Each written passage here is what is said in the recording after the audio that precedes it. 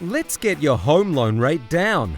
We understand how important managing cash flow is for investors. That's why talking to one of our brokers can help you find the best loan options and a better rate. Your Finny loan expert will assess your loan and quickly spot a better option if it's out there. With access to over 70 lenders and a wide range of products, you're sure to get the lowest available rate in the market.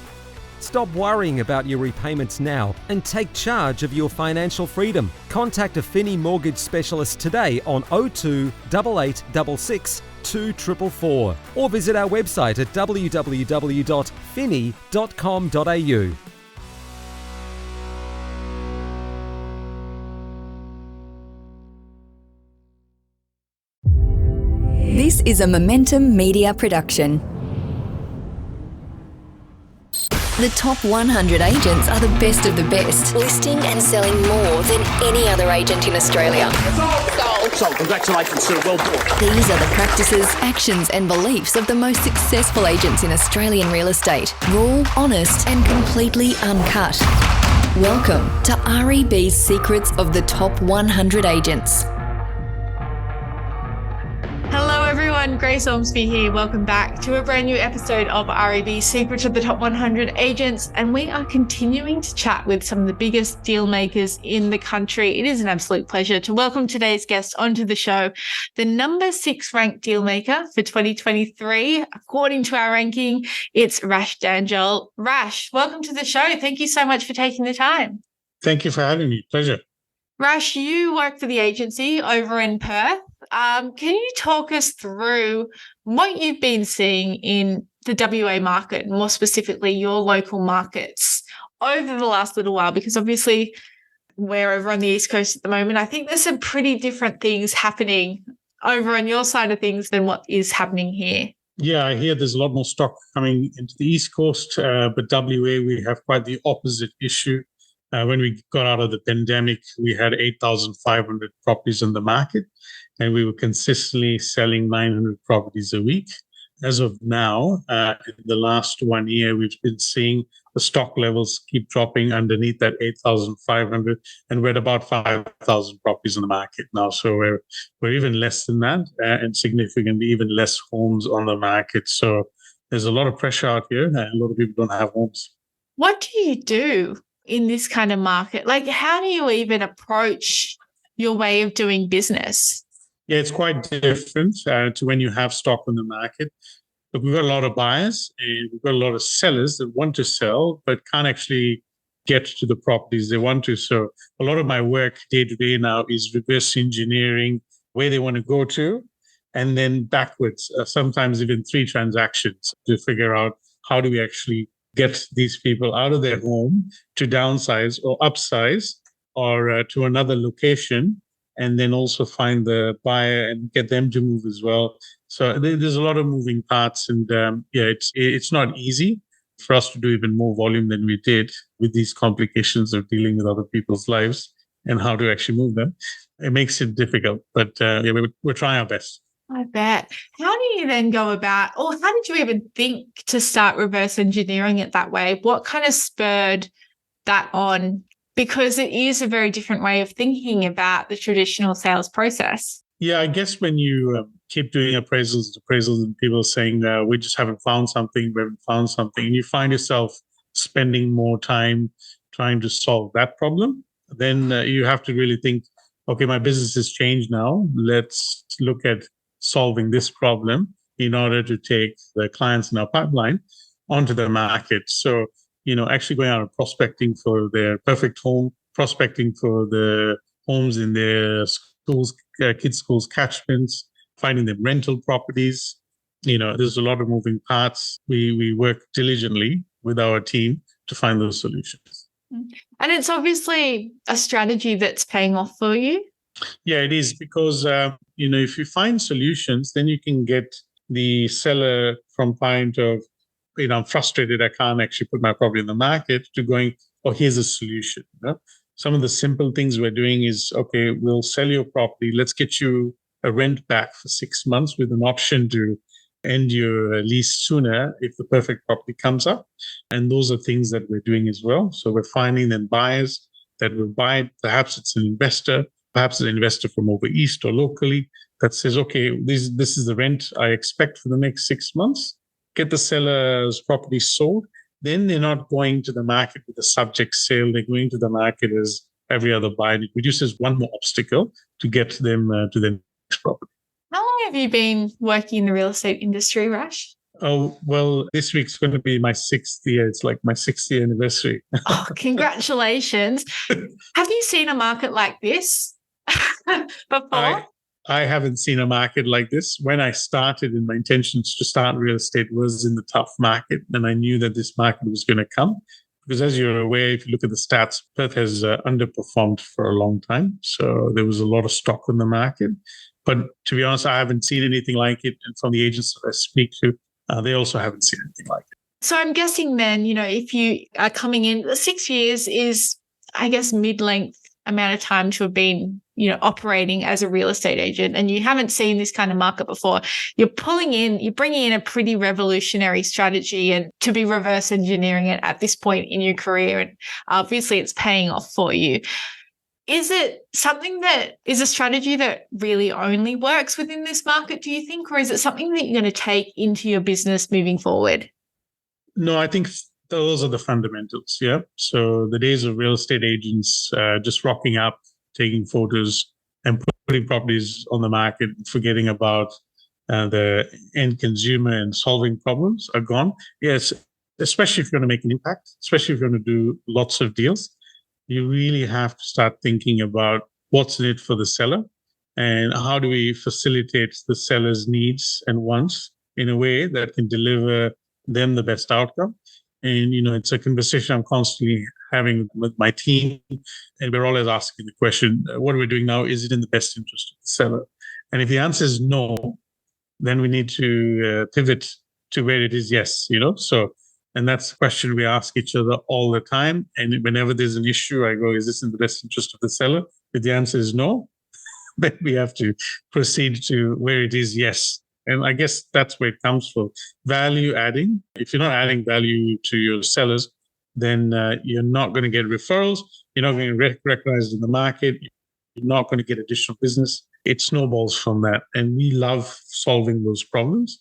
We love the fact that someone can move from a newer house with no backyards to one with older house with bigger backyard so the kids can play in the backyard. So for us, those are wins, basically. We're looking for those and more of those.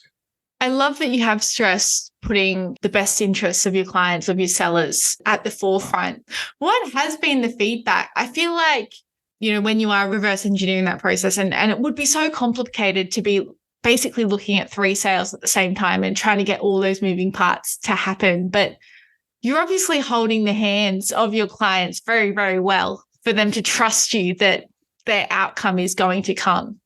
Yes, and that's also very difficult, because you're taking on a lot of their issues. So I think communicating the plan clearly with full clarity about who does what in the journey is very important. So you're not there trying to pack them and move them and doing all that stuff. You're really there to facilitate that next option for them. How do they get there? Are they well informed? Have they got everything in place? Have they got their finance? I sometimes don't list properties because I tell them you're not ready to move. You don't even have your finance in order. You actually don't know what you want, which is another issue. I might take this property in the market and then you'll have a really bad outcome because you'll end up buying something you'll hate and then it'll be everyone else's fault. So, we just really need to understand what's in it for the client and what's the best. As a consultant, I can tell them, hey, this is the way you should go. Or you're not ready yet, let's prep for it. Or let's move really quickly because you need to make a move down, Could be for many reasons. So we need to really think about that rather than going, I really want this listing. And a lot of times if you say no, it's funny. If you say no to business as well in this business, you'll get more business because people respect that you've told them the truth, at the end of the day.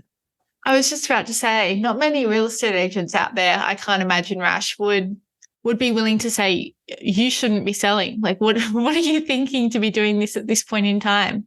Yeah, I know. And a lot of people tell me I'm nuts because they say, why do you say that? And you shouldn't be encouraging to say that. But I'm like, Well, I wouldn't do that to my mother, and I wouldn't do that to my best friend. So, and I'm there to help them make a decision. Ultimately, it's their decision. But if I don't think there's something not right there, I'll say it's not right. Don't do it.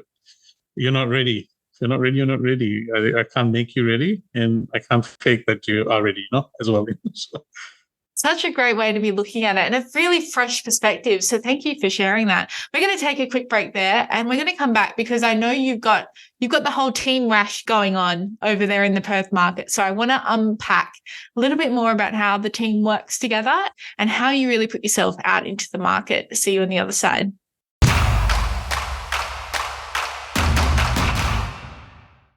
Hey everyone, welcome back to this episode of Secrets of the Top 100 Agents. I'm joined by Rash Dhanjal, who is Team Rash. You're doing some amazing things over in the Perth market at the moment, Rash.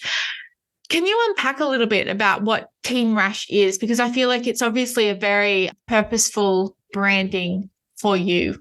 yes. So, look, we're a bunch of agents. I started in my first year or a little over first year, I put on a team member when I didn't have a lot of business and in a very tough market is when a lot of people ask me. And then I put on a second team member. And usually the team members that I put on are rookies. So because I have strong competencies in training and leading people, rookies are easier to mold when you're building teams. And in that way, that's how I've grown my business. Majority of my team members are first-time real estate agents. And the way I've structured it is I've looked at where my market share is and then grown suburbs around it. And then I've looked at other areas in Perth where I know I could have market share because I may have some influence or I can do better. So I've put on an agent in that area. And recently we moved south of the river as well in a very hot pocket, bedrock pocket, with the right type of agent to grow the business down there as well. So I look at it as, it's about spreading that brand and nothing lets me know when someone said I was in up north in Joondalup and I saw your sign, and then I was in Rockingham south of the river, 80 k's away, and I saw your signs everywhere. So that to me is a win because it's that branding that builds that, we're no longer very area specific as agents. We're real estate experts, not area specialists. So I don't look at the business in the old way. I always look at building more market share by having more signboards. How do you then go about, you've obviously got that structure and adding people on. Is it an EBU kind of vibe? Is it more people Yes. are looking after certain things? Have you got admin people that are looking after everything? What does it actually look like? Yeah, so I've got myself, and in halfway through my career, I brought in a business partner in the business because at the time I could only do so much and I needed to have a bigger picture in mind. So, Neil Nanwani is my business partner. We have Grace who runs our administration. So she helps us with stuff like, payroll and other bits and pieces and just taking all of that administration stuff out of us from our day-to-day perspective, just a bit of that paperwork out of the way. We've got the agency. They have a great administration business as well and the way they're structured. So that helps me do more and be in front of more people. And then depending on the areas we're selling in, I'm listed in all those properties that are online, and I'm also across all of them. And I also help in negotiation of all of them, all listing them. So I try to do is list and sell properties and try to get everything else done by the team. And recently hired internal marketing coordinator because we have some great stories and we're not able to tell them to the market. Always shouting out from our socials is, here's another sale, here's another sale, here's another sale. To be honest, it's we're failing that part. We need to tell better stories. So that's what we're working on next, is telling better stories. It's awesome that you can identify that that's something that you need to do and then actioning that. So clearly you're doing a lot of things right, Rash. You mentioned before the break about your role, you seeing yourself as a consultant in the real estate space. How do you dedicate the time to those clients for those conversations? Because I can't imagine every conversation is necessarily smooth sailing, especially when you're turning around and at the end of some of those conversations saying you shouldn't be listing yet.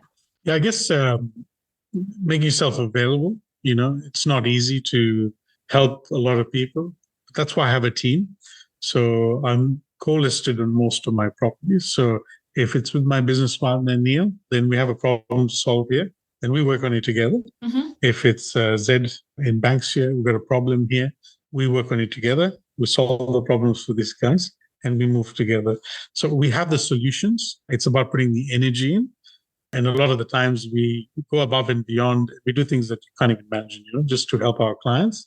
And it's not easy. And not everyone says thank you in the end.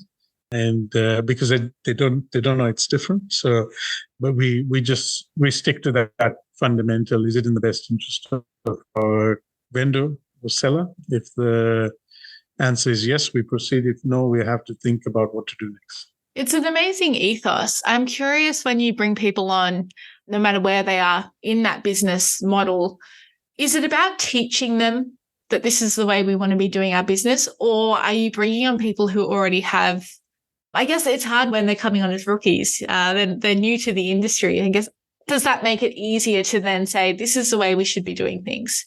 Yeah, I look predominantly for someone that can take on the crap and can take on that constant barrage of crap we got to deal with. And if they can't handle that, then they won't be able to handle the industry or real estate as a business. There's a lot of things as agents we do, we don't get thank you for. It's a lonely business. We don't get the recognition from the public. We're low on the trust scale. So if you can't take on and do more for a client, and in the end, the client might not even list the property with you, but you need to be able to do that. You need to provide full concierge service to a person, regardless of their decision to do business with you. And if you can't take that on and take on the rejection constantly, then I'm sorry, real estate isn't for you. And that's what determines, that's how I interview them. And the ethos about doing the best interest of the seller is something that we would lead as a team. And that's something they can take on. But if they can't take on the fact that, well, it's not about the short term, like you might tell them this and get the business, but that's not what we're about. We have to look at the long play. Yeah, and the long play is saying no, or just doing stuff for the pure nature. That's another human being there. Let's help them out. And if they come back to business with us, great. If not, we probably didn't deliver enough value for them to make a decision to go ahead with us. So we have to think about that as well. Maybe we need to do better. I love that you bring that up from the outset. People know when they come into interview what to expect, really. You mentioned having a strong ability to lead and manage and train people. Talk to us about that and how that comes into you day to day as well. Yeah, I find a lot of training is real estate training is very centric on getting listings.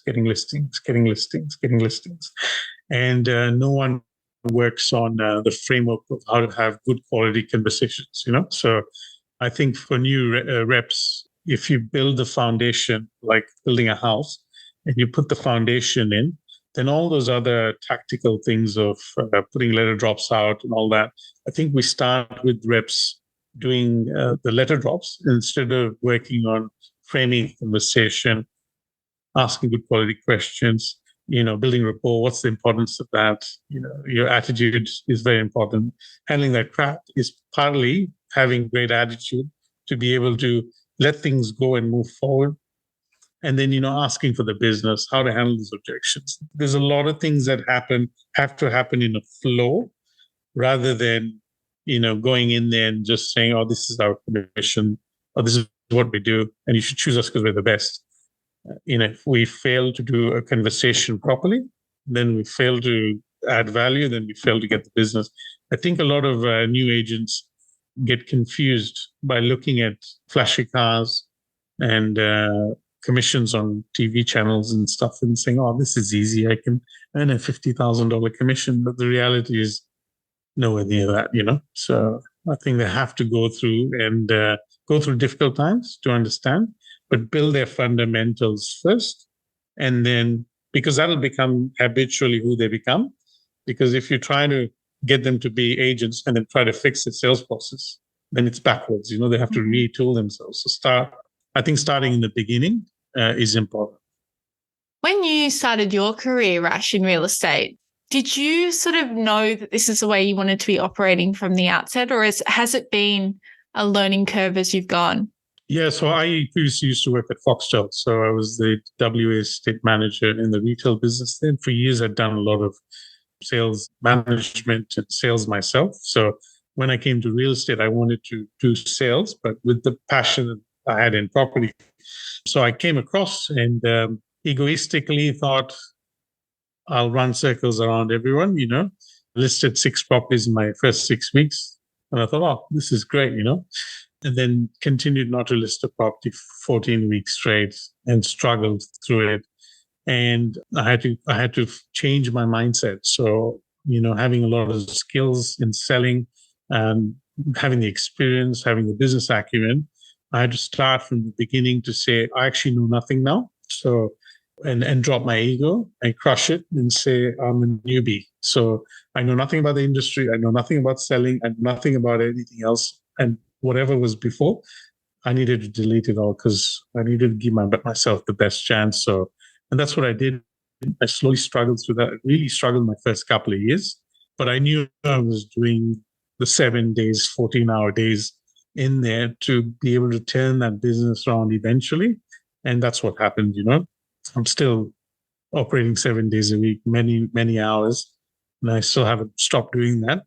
But it's driven through passion. I don't need to work as hard, but I love doing it. So I get out the door, every day. A lot of people would have given up, 14 weeks without a listing. So good on you for pushing through and taking that step back and even really thinking about what it was that you wanted to be bringing towards people. Because obviously from our conversation today, I can tell it was an evolution for you to get to this point where you're at today. And now you're reaping the rewards of all that hard work. Yeah, and and it's just because of the hard work that's been put in, and my team works hard as well. Like it's not all me. Like if I don't have them along, I am horrible at working alone. I really get motivated, and I can grow by getting other people to come on the journey. I'm not very good. I can tell you now. If I was a rep on my own, I'd be in my head all the time. But this way, I feel like I can lead from the front. I can push others. We can all work together and we can all grow together, So that's the way I best fit it, is to work in a team environment. Speaking of growth, I want to see what's next for you. We'll stick around after the break to hear more from Rash Dhanjal. With nearly 45 years of combined experience, First National Real Estate by the Bay's principals Andrew South and Levi Van Dyke made a significant decision to switch to First National Real Estate after 15 years with another franchise. The move to First National was driven by a desire to enhance their business and secure their financial future rather than solely serving shareholders' profits. They anticipate an additional $168,000 to their bottom line in their first year alone. Additionally, they appreciate improved services and a more collaborative network culture. Joining First National Real Estate can offer similar benefits to you. Head to partnerwithus.com.au.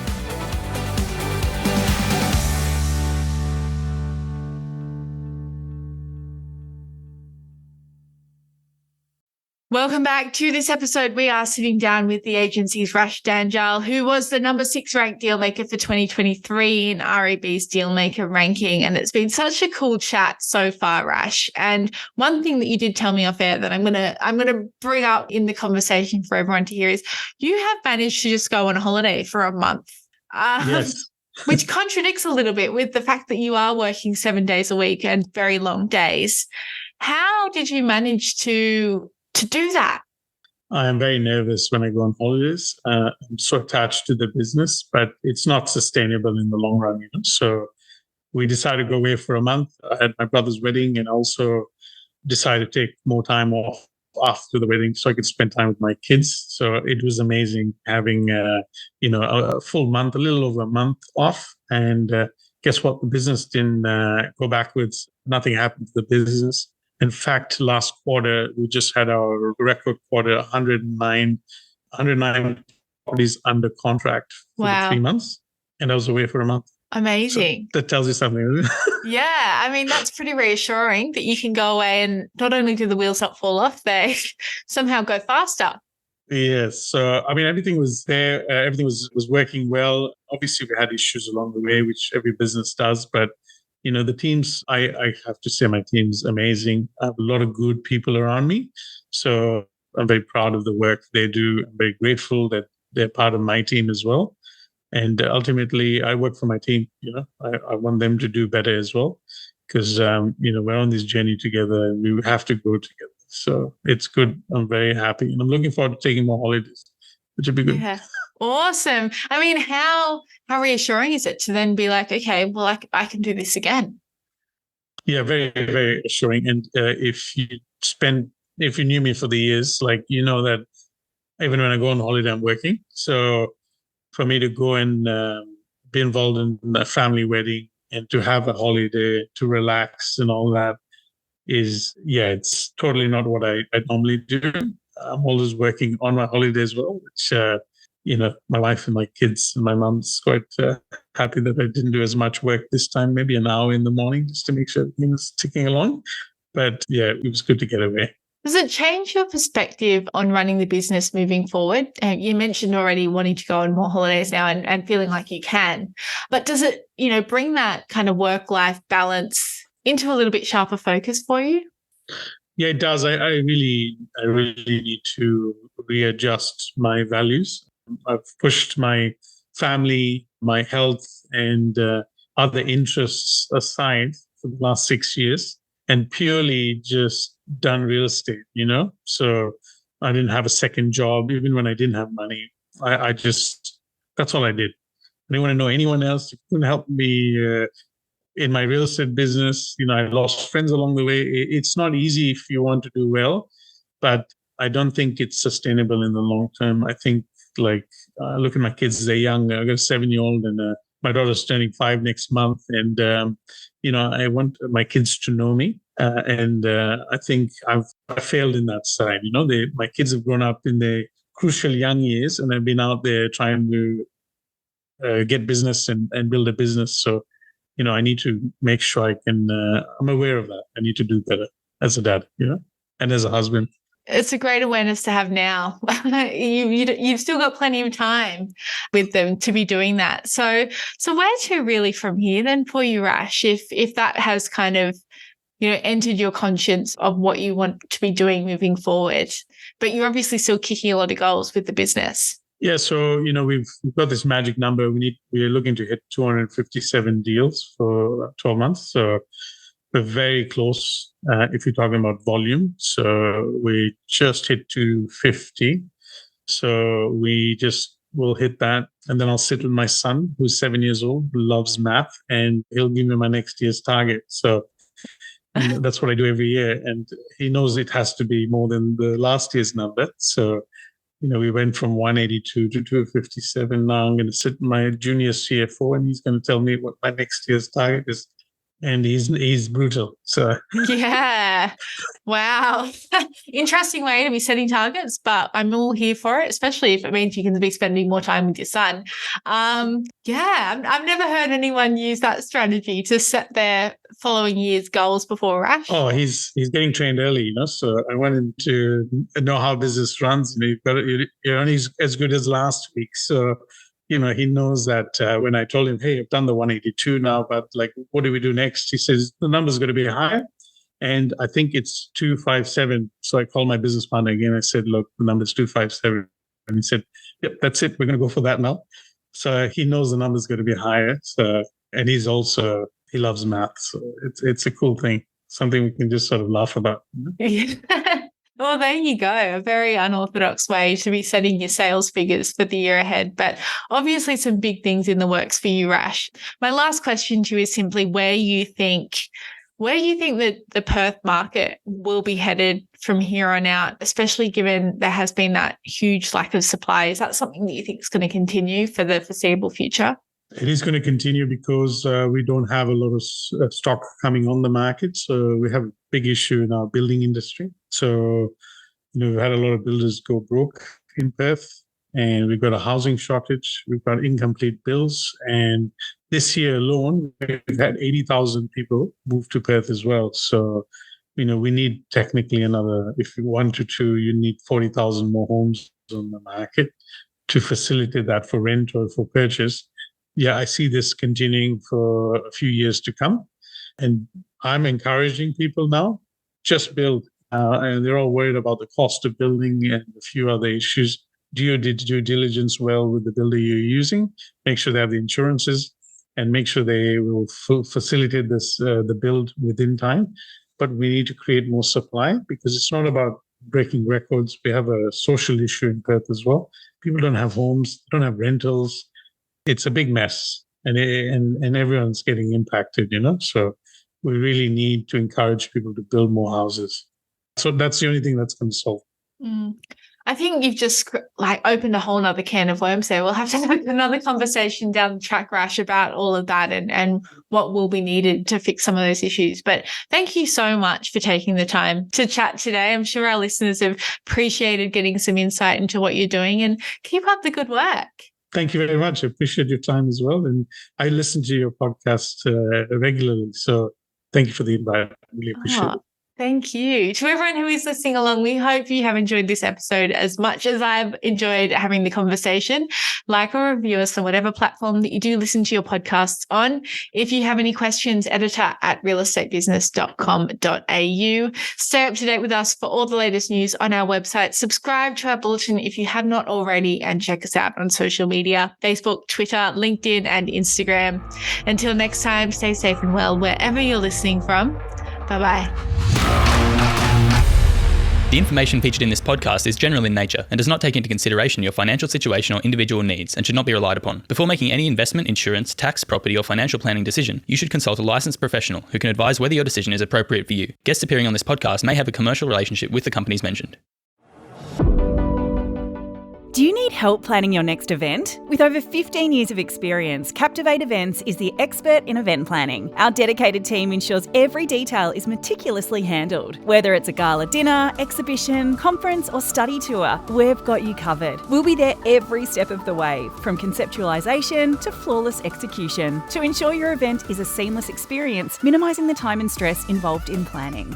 Make your next event one to remember. Visit www.captivateevents.com.au or call 02 88 66 2440 and find out how we can captivate your audience.